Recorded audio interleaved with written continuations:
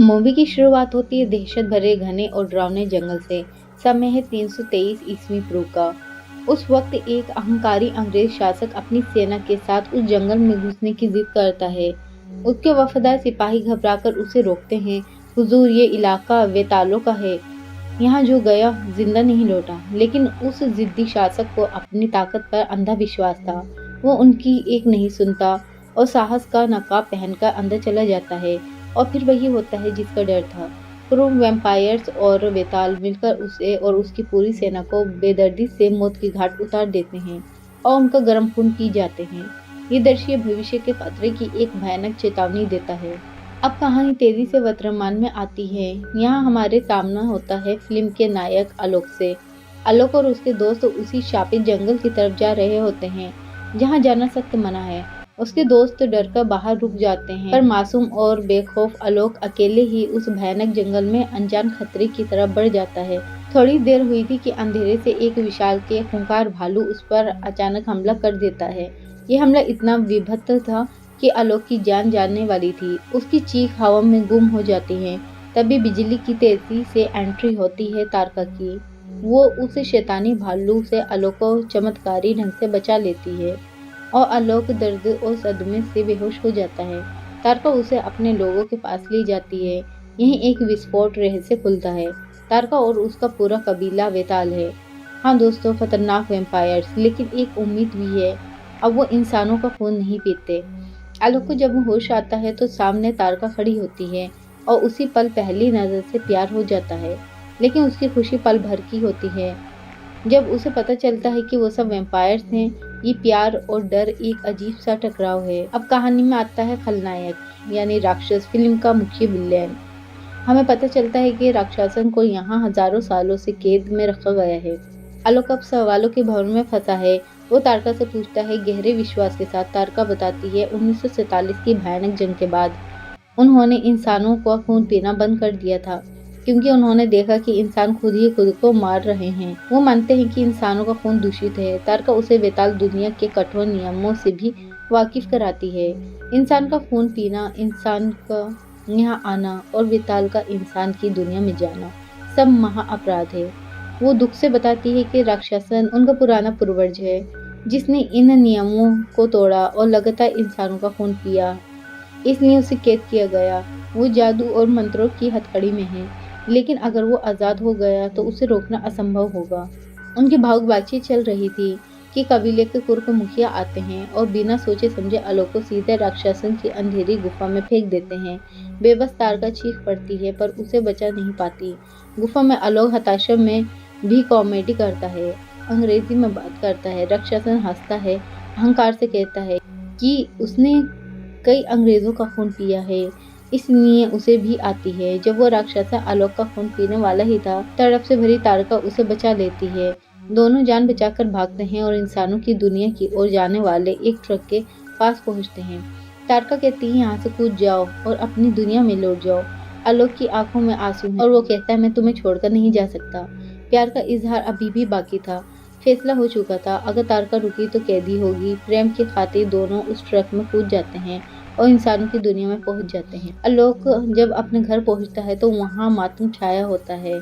माँ बाप गोयल और उसकी पत्नी उसे मरा मानकर रो रहे थे। उन्हें लगता है कि वो भूत है, पर धीरे धीरे सब ठीक हो जाता है और वो मानते हैं कि उनका बेटा जिंदा है। तारका भी उनके साथ रहने लगती है, लेकिन भेद कब तक छिपा सकते हैं। आलोक के पिता को शक होता है क्योंकि तारका दरवाजे की जगह खिड़कियों से आती जाती है। सबसे बड़ी समस्या, तारका केवल खून पीती है। आलोक उसे एक रेस्टोरेंट ले जाता है। वहाँ खून समझकर वो वाइन पी लेती है। खुशी से बेकाबू होकर नाचने लगती है।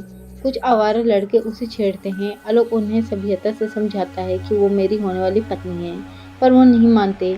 आलोक को बुरी तरह पीटते हैं। आक्रोश में भरी तारका उन सबकी निम्रता से मारती है और उनका खून पीने वाली ही थी। आलोक उसे रोक देता है। अगले ही दिन पीके नाम का एक रहस्य पुलिस वाला आता है। वो बताता है कि पास के बार में कई लोगों की मौत हुई है। वो तारका को अलग ले जाकर एक चौंकाने वाला रहस्य खोलता है। वो कहता है मैं भी वेताल हूँ, 150 सालों से यहाँ रह रहा हूँ। वे सहानुभूति के साथ सलाह देता है कि तुम्हारे कबीले वाले जिन्होंने खून किया है यहाँ आ चुके हैं और वो आलोक को मार देंगे। तुम आत्मसमर्पण कर दो। आलोक की जान बचाने के लिए तारका बलिदान का कठिन फैसला कर लेती है। बिना बताए वो बस में बैठकर कबीले की तरफ निकल जाती है। ये खबर सुनते ही पागल हुआ आलोक तेजी से अपनी कार में उसका पीछा करता है। वो बस को ओवरटेक करता है और एक भीषण दुर्घटना होती है। आलोक मर रहा होता है, उसकी दिल की धड़कन रुक रही होती है। मरते मरते वो अपना अधूरा प्यार इजहार करता है। दर्द में बिलखती तारका उसे काट लेती है। उसी पल चमत्कार होता, आलोक बेताल में बदल जाता है और जिंदा हो जाता है। अब वो भी वैम्पायर बन चुका था। उसका दिल नहीं धड़क रहा था, पर वो जीवित था। आलोक को मृत घोषित कर दिया जाता है, पर वो भागकर ब्लड बैंक जाता है और तेजी से खून पीकर पूरी तरह ठीक हो जाता है। अब वो अपने पिता को भी सच्चाई बताता है। उसके पिता कहते हैं कि उनके एक दोस्त इसका इलाज कर सकते हैं। वो एक तांत्रिक के पास जाते हैं। तांत्रिक कहता है कि इसका कोई इलाज नहीं। लेकिन दोस्तों, 1 घंटे पहले तांत्रिक के पास वरुण धवन का दोस्त आया था भेड़िए का इलाज के लिए। तांत्रिक ने उसे बताया था कि किसी वैम्पायर का खून पीने से भेड़िया ठीक हो जाएगा। तांत्रिक अब चालाकी से भेड़िया के दोस्त को आलोक का पता दे देता है। इधर तारका आलोक को उसकी नई शक्तियों के बारे में बताती है। तभी भेड़िया वरुण धवन आ धमकता है और आलोक से खून मांगता है। एक जबरदस्त लड़ाई शुरू होती है। आलोक उसे बुरी तरह पीटता है और अहंकार में अपनी कटी उंगली से खून की कुछ बूंदें खिड़की से बाहर फेंक देता है। भेड़िया उन बूंदों को पीटता है। फिर से वो भेड़िया बन जाता है। क्रूरता से आलोक को पीटने लगता है। आखिरी पल में तारका उसे बचाती है। पुलिस वाला पी के उन्हें समझाता है कि बचने का एक ही रास्ता है, सरेंडर। कबीले वाले उन्हें बेहोश करके ले जाते हैं। होश आने पर आलोक को पता चलता है कि तारका ने बलिदान दिया है। 100 साल की कैद के बदले आलोक आजाद है। तड़प के आलोक घर लौटता है। उसके पिता उसे कर्तव्य याद दिलाते हैं। इधर राक्षसन की हथकड़ियां खोलकर उसे तारका को पहना दी जाती हैं। राक्षसन अब नया थामा लीडर बन जाता है।